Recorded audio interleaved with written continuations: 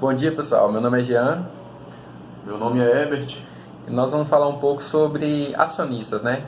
Eu vou estar falando mais aí sobre as obrigações do acionista e meu colega o Herbert aqui vai falar sobre... Eu vou falar sobre os deveres essenciais, né, no qual os acionistas têm essa prerrogativa aí. Então, vamos lá.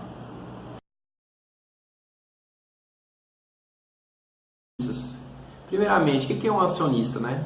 O acionista ele vai ser aquela pessoa que adquire ações de uma sociedade anônima e a partir desse momento, então, ele passa a ter propriedade, ou ser proprietário de parte dessa empresa. A partir desse momento, então, ele passa a ter tanto, ele tem algumas obrigações e também alguns direitos que vamos discorrer nessa videoaula. Falando então das obrigações dos acionistas, essas obrigações ele adquire quando ele compra ações das empresas, ações no mercado primário, ou seja, quando aquelas ações elas estão sendo vendidas pela companhia pela primeira vez através das instituições financeiras. Então a pessoa, o acionista, ele vai ter que subscrever 100% dessas ações que ele pretende comprar. Nesse processo de subscrição, ele vai ser obrigado a pagar em dinheiro. Se for pagamento em dinheiro, ele tem que pagar 10% desse valor à vista. Ou ele também vai poder fazer esse pagamento em imóveis. No caso de imóveis, ele não é obrigado a pagar esses 10% do valor à vista. Mas tem um detalhe, em caso de imóvel, esse imóvel ele vai ter que ser passado por uma assembleia de avaliação de imóveis que vai determinar se esse imóvel vale ou não o valor definido pelo acionista, né?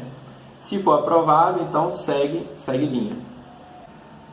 Bom, sendo aprovada então a constituição da empresa ou da companhia da sociedade anônima, surge então a primeira obrigação do acionista, que vai ser integralizar 100% das suas ações, contribuindo para o capital social da empresa, né?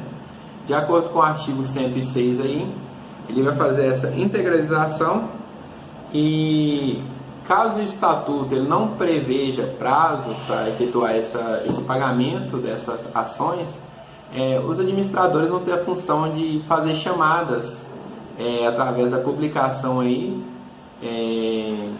da imprensa de no mínimo 3 vezes, fixando um prazo no mínimo de 30 dias para que o acionista ele faça esse pagamento dessas ações. Bom, essa integralização ela não vai poder feita através de trabalho e no caso de bem imóveis, esses imóveis vai ter que ser transferida a titularidade dessa propriedade para o nome da companhia. E no caso da pessoa que ela não faz, do acionista que ela não faz essa integralização, ele se torna então um sócio remisso. E no caso aí, ele vai ter algumas sanções. Uma delas é o pagamento dos juros, né? Também das correções monetárias e também um pagamento de multa de acordo com o estatuto da sociedade anônima, que não pode ser superior a 10% do valor das ações compradas. Bom, falando ainda do sócio remisso, nesse caso a empresa ela vai poder adotar algumas medidas nesse tipo de situação. A primeira medida que ela vai poder tomar é entrar com o processo de execução contra o acionista e também aquelas pessoas que forem solidárias a esse acionista.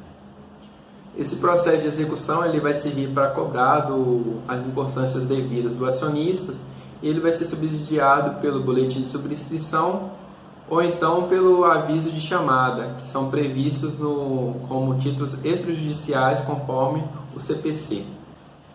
Outra medida que pode ser adotada pela companhia é vender ações do acionista na bolsa de valores e sobre risco e conta do acionista, né? A empresa, a companhia, ela vai poder escolher qual dessas duas medidas vai poder ser tomadas contra o acionista. Uma segunda obrigação do acionista é ser leal perante a sociedade anônima. No caso, ele vai ter sempre a agir com boa fé, com probidade e honestidade, a fim de contribuir sempre para a função social dessa empresa. Meu amigo Herbert agora vai falar um pouco sobre os direitos do acionista. Procedimento aí nesse tema, O direito essencial é um direito que são aqueles direitos que nem o estatuto, né, social e nem a Assembleia Geral tem a capacidade, né, de privar os acionistas do seu exercício ali, da sua função ali dentro da sociedade, né? No que pese essa vontade que, às vezes, da maioria, né, sempre que tem uma maioria, em relação aos acionistas, nunca que vai sobrepor a minoria, né? Nem o controlador que, vamos dizer, tem a maior parte ali das ações, vai sobrepor a vontade, né, da minoria, né? O direito empresarial ele se baseia no direito alemão, no direito italiano, norte-americano, e tudo isso tem um peso grande, principalmente no artigo 109, no que se refere...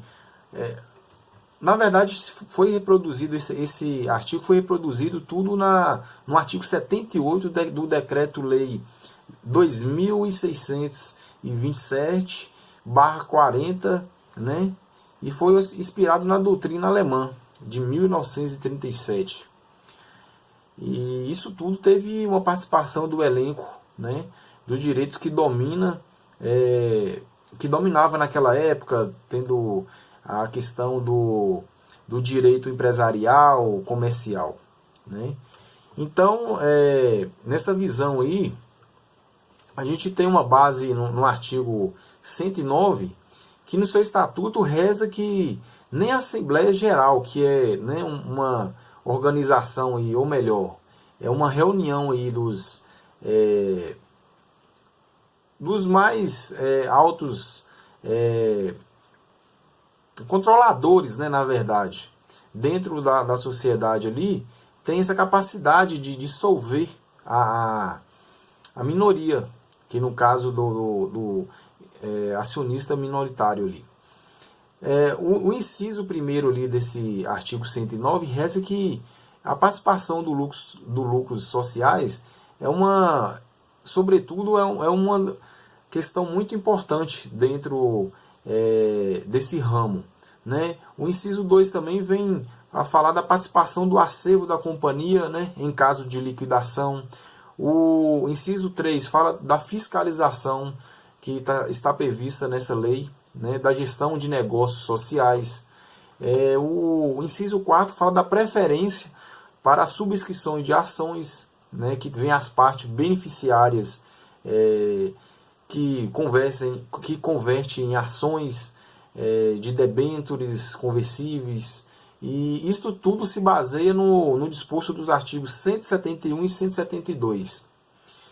O inciso 5 também, ele tem a sua regência na questão de retirada das sociedades, o caso previsto em lei. O que isso vem a se dar?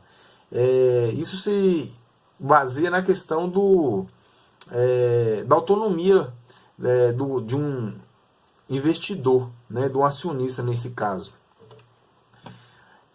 Então, o resumo geral aí, a gente percebe que o estatuto poderá estabelecer as divergências, né, entre uma companhia e os acionistas, entre os controladores minoritários e os majoritários, né? Então, os direitos sociais são considerados um direito de ordem pública, são irrevogáveis pela vontade da maioria. Nesse sentido, foi o que eu disse anteriormente, né? A maioria, ela, mesmo sendo a maioria nesse caso, não vai sobrepor a minoria, por questão de direito que vem a trazer aí a equidade entre todos esses acionistas aí, dentro dessa sociedade. Então, esse foi um breve argumento aí da minha parte.